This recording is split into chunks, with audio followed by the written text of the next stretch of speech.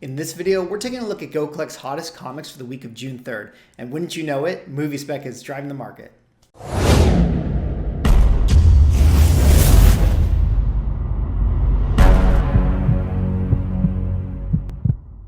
Ladies and gentlemen, welcome back to another video with Swaggle. And in this video, we're taking a look at GoCollect's hottest comics for the week of June 3rd. Now, for those who don't know, GoCollect puts out a weekly article that analyzes the hottest selling comic books based on movement and eBay sales data. So, like I like to do every Monday, it's always fun to take a look at this list and see what's trending in the market. But before I get into the books for today, if you guys could drop me a like or a comment or a subscribe if you are enjoying the content, help support the channel, do those YouTube things. Anyways, let us get into the books for today. And like this article is written every week, it is written by Matt Tuck. I will put a link into the description. I highly recommend you check out his work. He is a great contributor to GoCollect. But I will give you my analysis as well as show you guys the books here. So hottest comics 6-3, Conan, Warlock, and Kraven the Hunter. And like I like to do every week, let's start at the bottom and work our way up. And the number 5 book is a really cool one. This is one that I've always personally really liked. This is X-Men number 2, up 933 spots. And what is the significance of this? Well, you guys know this is the second appearance of the X-Men team, being that is X-Men number 2. This is also the first appearance of a character known as the Vanisher. Now, one of the reasons why I think that this comic book is on this list here this week is probably not due to the fact that this is the first appearance of the Vanisher. In fact, the Vanisher has definitely vanished within context to the X-Men lore and the rogue gallery of villains that they often go against because, I don't know about you guys, but I know nothing about the Vanisher. But X-Men number 2 here, obviously, one of the reasons this book is so special is that this is going to be considered the second appearance of the X-Men, which means it's the second appearance of Professor X, second appearance of Cyclops, Jean Grey, Beast, Iceman, and Angel. And that makes it a really cool book. And given that the current market has had such a fervor for all the X-Men character books, that X-Men number 1 has absolutely gone to the moon, it only kind of just makes sense that this book would finally be kind of catching up into the market. And this was always sort of like the kind of redheaded stepchild of like the, top 5 X-Men books. I always felt like, everybody was, always into, number 3, first appearance of Blob, number 4, first appearance of Scarlet Witch. And there was all these great early X-Men books, but everyone kind of overlooked number 2. And I don't really know why, because, in this current market, second appearances have definitely heated up all across the board when we look at all of the various characters. And so it only makes sense that X-Men number 2 would finally sort of get some of that love that it kind of deserves, because this is still a great early Silver Age blue chip book, top 5 X-Men, and the fact that it is the second appearance of the team. I mean, look at the numbers for the first appearance, X-Men number 1, and compare that to, the numbers for this book, and it feels like you're getting a really good deal overall for getting your hands on this book. And maybe that's finally why the market is starting to jump on this, is that, because X-Men 1 is so hot, everyone's going to go to the next best thing and try to get their hands on X-Men number 2. And as we dig into the numbers here, we'll still see that, fair market value at 9.8, still extremely, extremely expensive at the $110,000 mark back in July of 2012. Who knows what that would go for today? And at the bottom here, you're going to see the numbers hovering around that $400, $300 range, $200 range. But this is a book that, albeit very hard to find on eBay, you can still find deals around the $500 range. And, considering that this is the second appearance of the X-Men, knowing that the, lowest grades of X-Men number 1 sell for the $10,000 mark, I feel like for $500, if you can find a book in that low grade at a deal, that's definitely a great pickup in my mind. So 5th hottest comic of the week, X-Men number 2.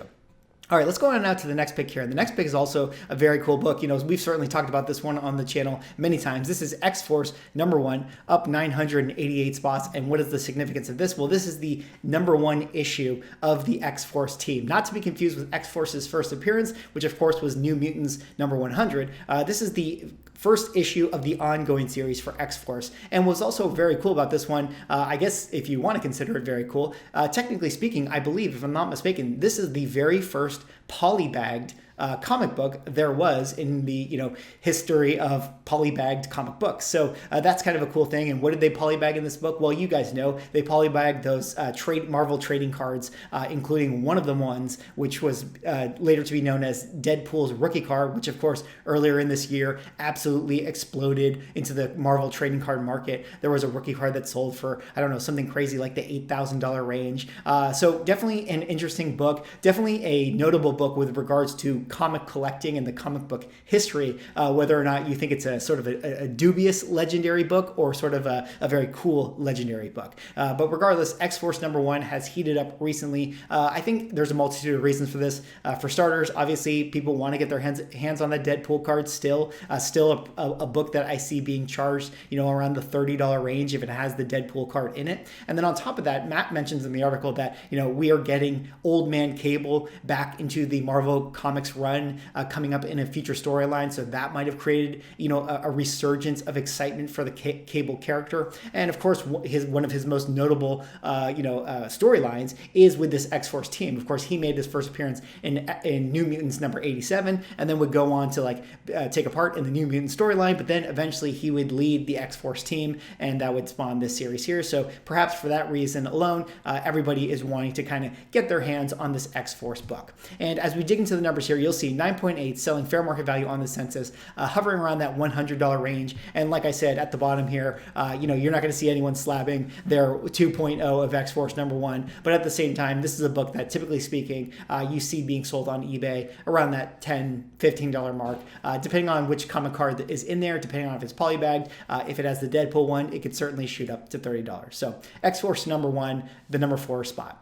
All right, let's go on down to the number 3 spot. And the number 3 spot is actually Web of Spider-Man, number 31, up 990 spots. And what is the significance of this? Well, this is actually considered part 1 of Kraven's Last Hunt. Now, I'm sure a lot of you guys are familiar with Kraven's Last Hunt. It is one of the most celebrated storylines within Marvel comic books. Of course, it culminated in Amazing Spider-Man number 294, I believe it is. That's actually when Kraven gets killed. Actually, if I'm not mistaken, that actually is part 5.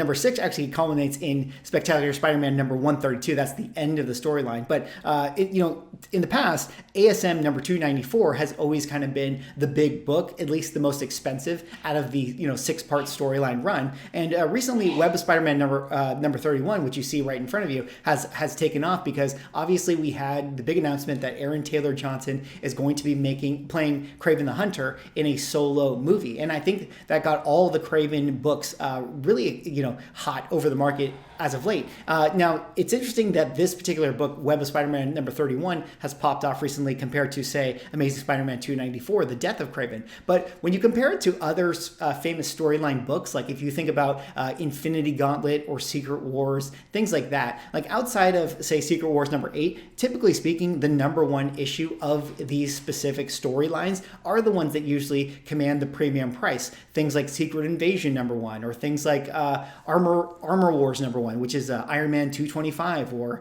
Infinity Gauntlet number 1. Usually it's the number 1 issue of the storyline that takes the highest price. But with Kraven's Last Hunt, it was always ASM 294 that was the one commanding the most price, because I think it just had the cover that was the most iconic with Kraven on it, and it was also the death of Kraven. But I think that the market is slowly starting to catch up to this book right here, being that this is the sort of jumping off point of the story. And with the recent announcement of Kraven having his own solo story movie, it only makes sense that everybody would want to jump onto this book. So Web of Spider-Man number 31 getting hot this week. And as we dig into the numbers here, you'll see 9.8 selling fair market value around the $140 range. And again, you're not going to find too many CGCs at the bottom end here. But again, when I go onto eBay and look for this book, typically it's a book that I see hovering around the $20, $25 range or so.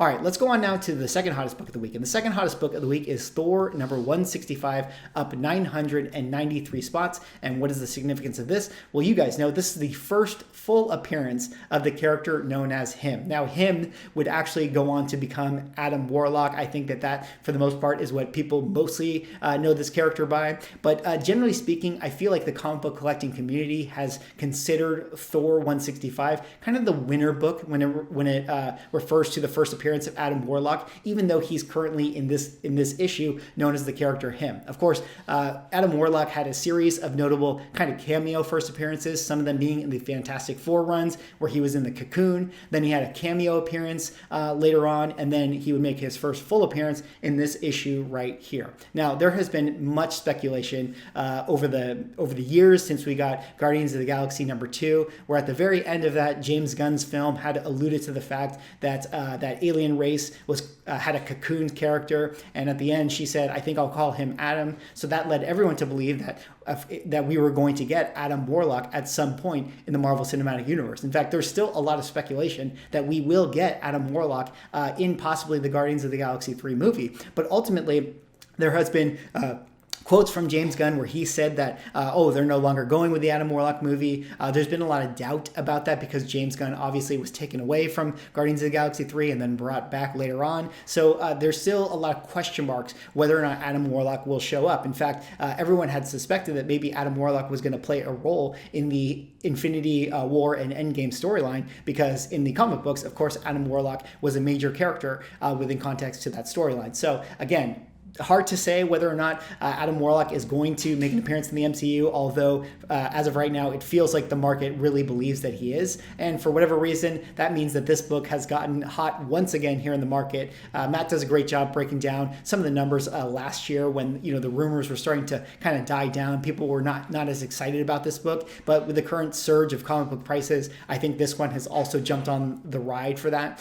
And so for that reason, Thor 165 is a very hot book. While I'm talking about it, I do also feel like I would like to point out Marvel Premiere number 1, which of course is the first time that him becomes the character known as Warlock. So I think that that's also a very undervalued, very cool book, and one that I also feel like mentioning as we're talking about the Adam Warlock character. But let's get into the numbers here, and we'll see that there is a 9.8 selling fair market value back in December of 2019 around the $34,000 range. And then as you go into the bottom here, see this is not going to be totally updated with Go Collect's numbers, but generally speaking, this is a book that has gotten really hot recently. I mean, when I go onto eBay, I definitely see prices in the $300, $400 range, $500 range, depending on the deal of the day that you can get and depending on the grade.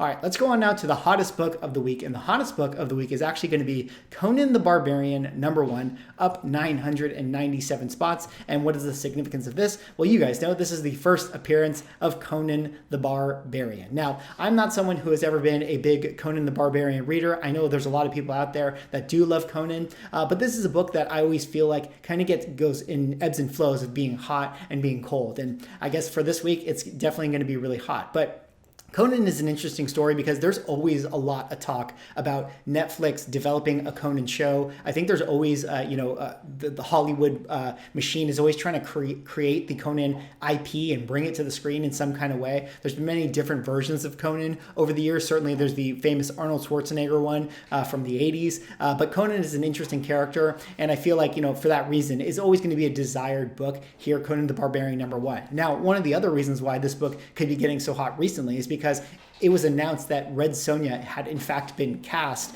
to be played by the girl who actually played Ghost in the MCU. Now, the actress's name escapes me, so forgive me on that one. But she was recently announced that she was going to be playing Red Sonja in, I believe, a Netflix TV show. And so for that reason, because there's a character within the Conan mythos that is going to be getting their own property, certainly all the books that are tangentially related to the Conan universe are going to pop off. And that includes Conan the Barbarian number 1. So let's dig into the numbers here, and we'll see that there is a 9.8 selling fair market value back in January of 2021, around the $8,250 range. And then here at the bottom, you won't find too many CGCs at the low end, but generally speaking, when I do go onto eBay again, this is another book that I see always being sold around that kind of $250, $300 range or so.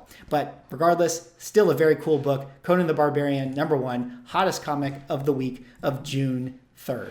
Well, that is all I have for this video. Those are the hottest books of the week. Kind of a unique bunch here that we have in this video here today. Let me know what you guys think. Do you guys own any of these books? I'm very intrigued by the Adam Warlock one. There's been a lot of speculation for many years with regards to the Adam Warlock character, and I really hope that we do see him show up into the MCU really soon. That would be really, really awesome, and I would love to get my hands on that Thor book and the Marvel Premiere one. Anyways, let me know if you guys have any of these books. Drop me a like, comment, subscribe if you're enjoying the content, and we'll see you in the next video.